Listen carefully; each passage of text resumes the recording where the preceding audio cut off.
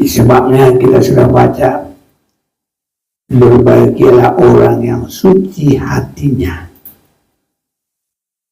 Jadi hati yang suci itu adalah boleh kita lihat mata kita untuk memandang Tuhan. Mata jasmani ini bisa memandang semua yang ada di dunia ini. Keindahannya, ya apa yang ada di dalamnya, termasuk juga kalau pas pandangan kita kepada yang jahat. Ini saudara-saudaraku yang kekasih, ya di dunia ini ada mata kita ini bisa melihat. Namun satu perkara, apapun penglihatan kita ini jangan mempengaruhi hati kita untuk tidak masuk tetap dalam berbahagia yang suci hatinya. Jadi seandainya di sebelah kita nakal semua, harus saudaraku dipertahankan tetap suci hatinya. Apapun di dekat kita, mau kesenangan jangan dipengaruhi, mau dosa jangan mempengaruhi kita, mau bagaimanapun orang, siapapun di dekat kita, jangan dipengaruhi kesucian hati kita.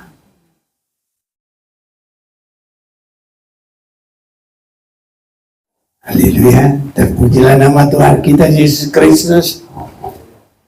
Kemurahan kebaikannya tetap melimpah bagi kita semuanya. Saudara-saudaraku yang kekasih, kita sudah melihat bagaimana kehidupan yang diberkati Tuhan bisa melihat jalan ya menuju Tuhan, nanti yang berakhir di Yerusalem baru. Dan saat ini kita akan melihat bahwa kita juga harus melihat Tuhan. Saya mau mengajak kita membaca firman Tuhan. Ya, kita akan tetap baca dari Matius pasal yang ke-5 ayat yang ke-8.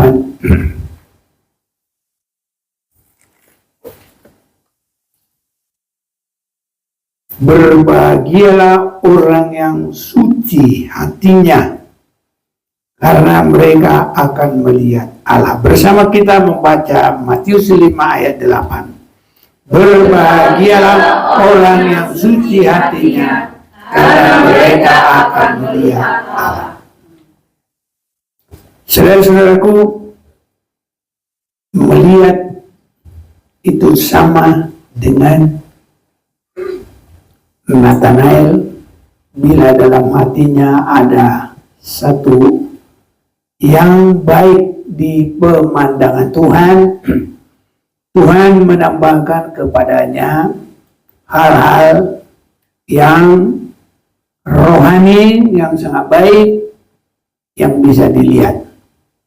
Begitu juga kita akan ditambahkan melihat Tuhan, melihat Allah. Jadi sebagai awal yang pertama yang harus kita miliki adalah kesucian hati atau kekudusan hati. Ini yang harus ada dulu. Sebabnya saudaraku, tidak mungkin orang boleh masuk hidup kekal, karena di situ adalah persekutuan manusia dengan Allah. Kita sudah sering mendengar dalam Wahyu pasal 21. Kita akan baca juga malam hari ini. Wahyu pasal 21 mulai ayat 1. Lalu aku melihat langit yang baru dan bumi yang baru, sebab langit yang pertama dan bumi yang pertama telah berlalu dan laut pun tidak ada lagi. Dan aku melihat kota yang kudus Yerusalem baru turun dari surga dari Allah, yang berhias bagaikan pengantin perempuan yang berdandan untuk suaminya. Lalu aku mendengar suara yang nyaring dari tata itu berkata, lihatlah kemah Allah ada di tengah-tengah manusia, dan ia akan diam bersama-sama dengan mereka. Mereka akan menjadi umatnya, dan dia akan menjadi Allah mereka. Bersama-sama, sama dengan kita semuanya ada di sini bersama-sama.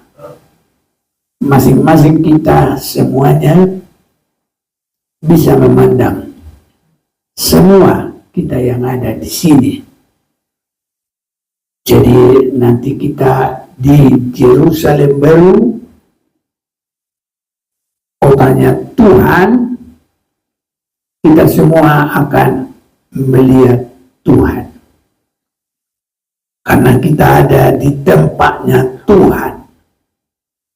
Dan itu terus-menerus terjadi, saudara-saudara yang kasih. Itu sebabnya itu dimulai di dunia ini. Boleh melihat bersama nanti di sana. Sebab tidak ada yang menghambat lagi, tidak ada lagi batas, tidak ada tembok, tidak ada pemisah. Melihat, saudara-saudaraku. Jadi awalnya adalah hati yang suci.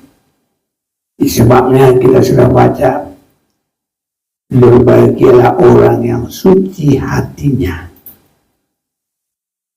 Jadi hati yang suci itu adalah boleh kita lihat mata kita untuk memandang Tuhan.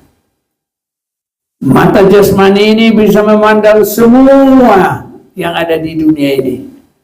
Keindahannya, ya apa yang ada di dalamnya, termasuk juga kalau pas pandangan kita kepada yang jahat.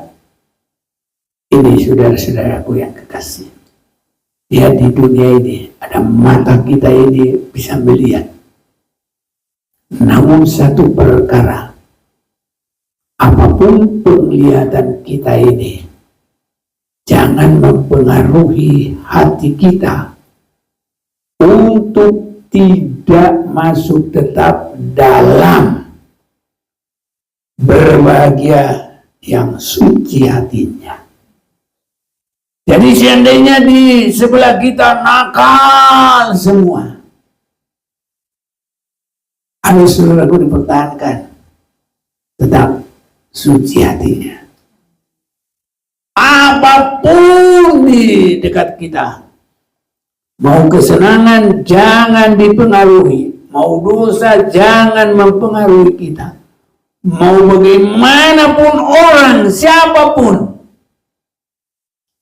di dekat kita, jangan dipengaruhi kesucian hati kita. Ini saudaraku perjuangan. Sebab kalau tidak, kita langsung gak punya mata rohani memandang Tuhan. Karena kita lihat di sini, berbahagialah orang yang suci hatinya, karena mereka akan melihat Allah. Jadi kesucian hati adalah mata yang bisa menembus memandang Tuhan. Ya, itu ada nyanyian kita. Aku selalu memandang Tuhan, apalagi sambungnya. Nah, ada lagi kan kita. Iya. Iya, selalu memandang Tuhan dan selalu memuji Tuhan. Amin, saudara. Amin. Ya, emang saudaraku kalau orang terdekat kita bisa tidak menyenangkan, dia juga mempengaruhi hati marah, hati apapun. Tapi jangan saudaraku, harus dipertahankan apapun yang terjadi, dan ini kita harus sampai menang. Itulah perjuangan saudara-saudaraku. Kalau tidak, nanti kita akan tidak bisa lagi memandang Tuhan. Ya, jadi dipertahankan apapun, siapapun, dimanapun. Kita harus senantiasa mempertahankan yang suci hatinya. Tempat panas, tempat dingin, tempat sedang, tempat ramai, tempat sendiri, tempat sunyi, semua saudaraku harus tetap dipertahankan hati yang suci. Karena berbahagialah orang yang suci hatinya, karena mereka akan melihat Allah. Jadi saudaraku, sama dengan kita punya mata ini, jangan sebentar buta, sebentar melihat, sebentar buta. Tidak bagus saudaraku.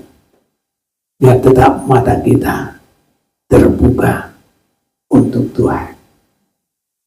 Jadi kita bisa menyanyi, mataku tertuju padamu, segenap hidupku ku serahkan padamu. Bimbing aku masuk rencanamu untuk membesarkan kerajaanmu. Ku mengikuti kehendakmu ya Bapa. Ku mau selalu menyenangkan hatimu. Jadi saudaraku, mata kita harus tetap bisa melihat Tuhan. Mata yang melihat Tuhan adalah yang mempertahankan hatinya kudus. Nah, bagaimana supaya hati kita kudus? Satu saudaraku, kita harus banyak bersekutu dengan Tuhan. Baik di dalam doa pribadi, bersekutu. Baik di dalam ibadah-ibadah kita. Karena kalau kita selalu beribadah, di mana 2-3 orang berhimpun dalam nama Tuhan, itu ibadah. Tuhan ada di situ. Kita bisa melihat, saudaraku.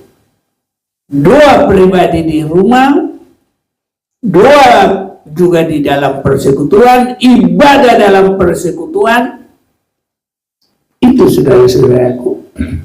Dan juga pernah iblis membawa Yesus baru dalam pasal sebelumnya,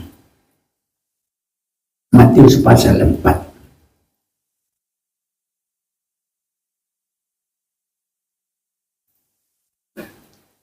Ini pencobaan yang kedua. Kemudian iblis membawanya ke kota suci dan menempatkan dia di hubungan bait Allah. Nah, itu dia meninggikan Yesus. Lalu berkata kepadanya, jika engkau anak, loh, ini yang ketiga ya.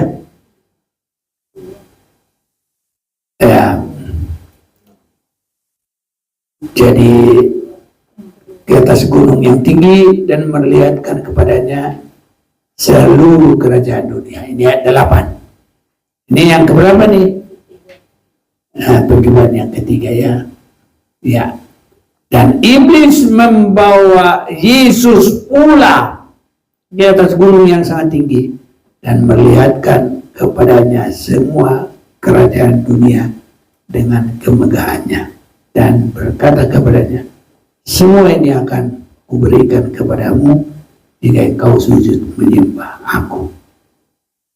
Nah, jadi membawa Yesus ke atas gunung yang sangat tinggi dan memperlihatkan kepadanya. Jadi perkara dunia ini, apapun yang ada di dalamnya, itu adalah cara iblis mengalihkan hati yang kudus. Ya, itu supaya manusia tidak melihat Allah, tapi melihat perkara dunia, kerajaannya, kesenangannya, keindahannya. Itu sebabnya bergumul, saudaraku, jangan karena memandang dunia ini kita bisa terhalang melihat Tuhan.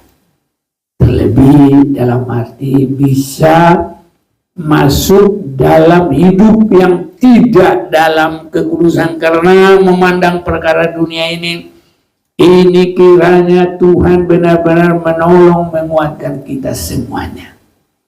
Karena kerohanian kita sekarang ini bukan lagi asal ikut-ikutan, saudaraku. Kita tidak lagi asal jadi orang Kristen yang begitu-begitu saja. Rugi, itu menipu diri, membodohi diri sendiri. Apalagi nanti saudara-saudaraku tidak bersungguh-sungguh, tapi berharap nanti masuk hidup yang kekal. Tidak ada yang begitu. Ya, Yesus saja, saudaraku, untuk menebus kita, tidak dia senang-senang di surga ataupun di tempatnya. Dia harus turun dan merendahkan diri dan menjadi manusia. Dan dalam keadaan manusia bukan untuk ditinggikan, dibesarkan seperti yang dicoba oleh iblis ini, ya. Tapi dia datang bukan juga untuk dilayani, tapi untuk melayani, bahkan setia taat sampai kepada mati. Itu sebabnya, saudara-saudaraku yang terkasih, kalau iblis menunjukkan apapun, jangan kita bangga dengan itu. Apalagi ada sombong, saudaraku, gara-gara perkara apapun. Ya, segala di dunia ini mas enggak sampai 1 kilo pun. Kalau 1 kilo jadi cincin gimana? Beratnya nggak enak lagi, nggak nyaman, saudaraku. Jadi ya, berapa gram yang nyaman cincin? Banyak banget. Jadi dia hatinya nggak suci lagi gara-gara itu. Jadi karena perkara dunia ini. Sebabnya, dan iblis membawanya juga, artinya membawa Yesus pula ke atas gunung yang sangat tinggi. Jadi banyak yang bisa dia tunjukkan. Sejauh mata memandang, itu semua dia tunjukkan. Tapi Yesus tidak mau terpengaruh. Kiranya kita juga tidak terpengaruh, tetap harus memandang Tuhan.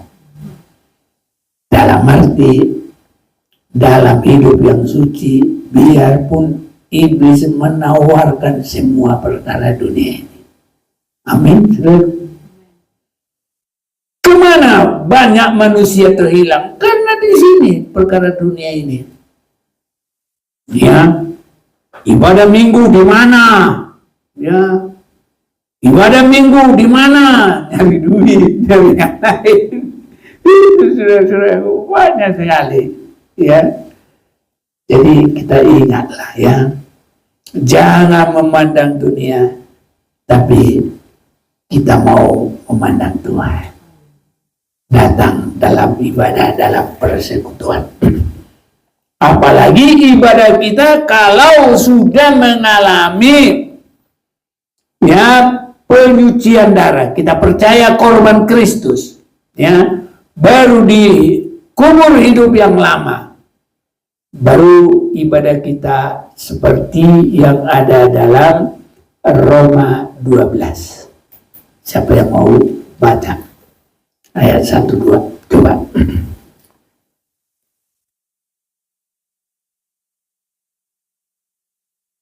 Roma 12 ayat 1 dan 2. Karena itu saudara-saudara, demi kemurahan Allah aku menasihatkan kamu supaya kamu mempersembahkan tubuhmu sebagai persembahan yang hidup, yang kudus dan yang berkenan kepada Allah. Itu adalah ibadahmu yang sejati. Janganlah kamu menjadi serupa dengan dunia ini, tetapi berubah oleh pembaruan budimu, sehingga kamu dapat membedakan manakah kehendak Allah, apa yang baik, yang berkenan kepada Allah, dan yang sempurna.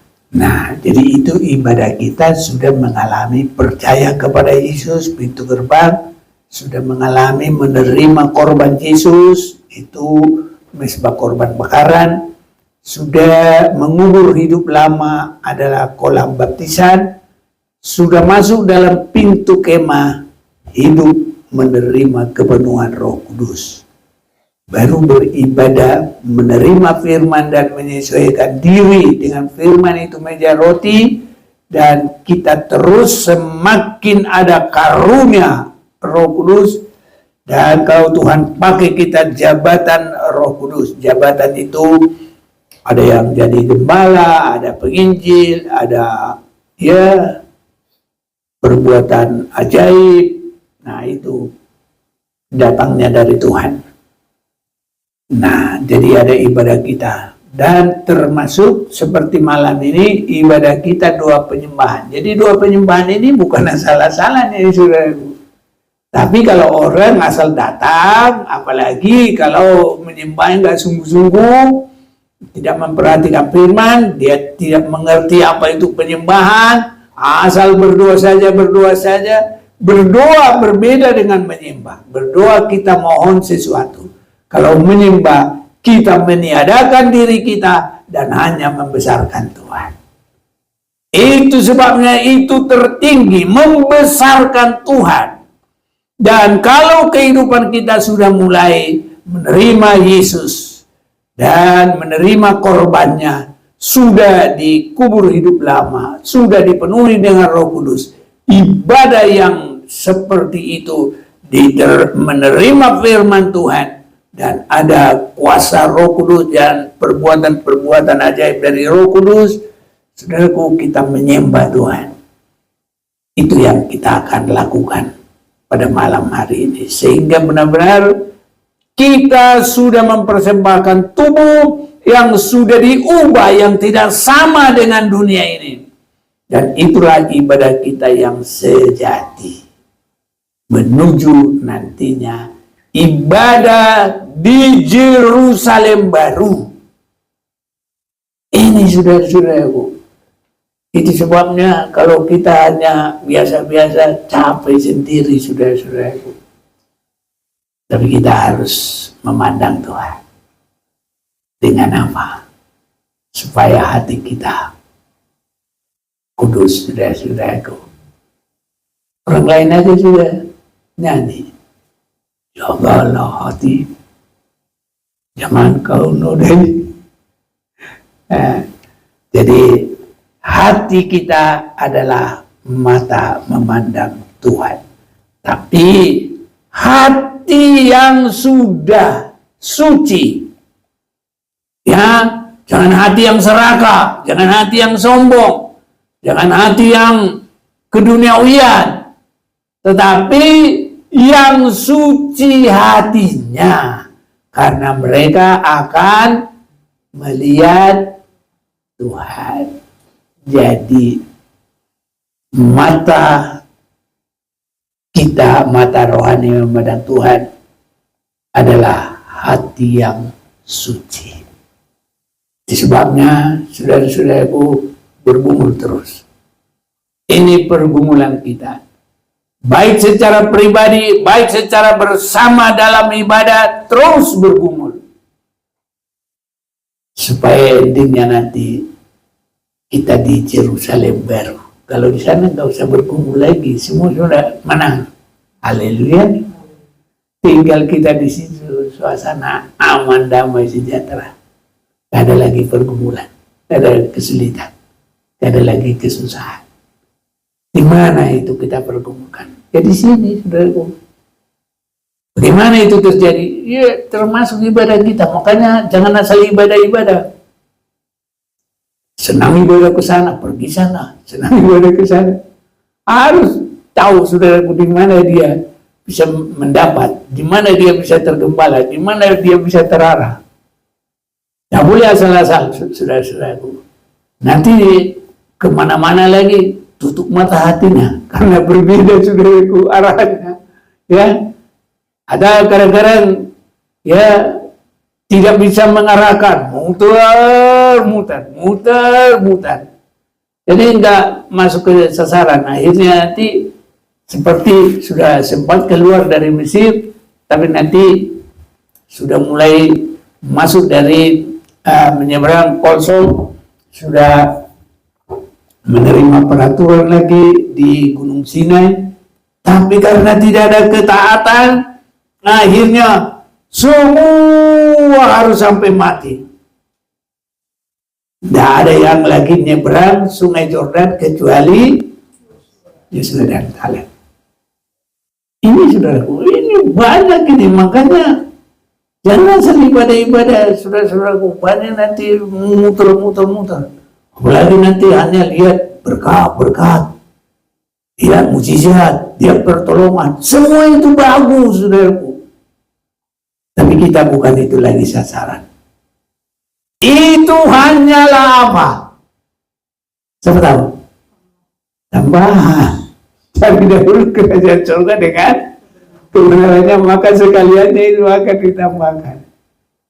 Saudara-saudaraku, semakin kita benar kepada Tuhan, semakin kita menyatu kepada Tuhan, semakin kita terus memandang kepada Tuhan, semua perkara dunia ini tambahan. Hanya kita ini, ya berapa yang dikasih, syukuri, saudaraku.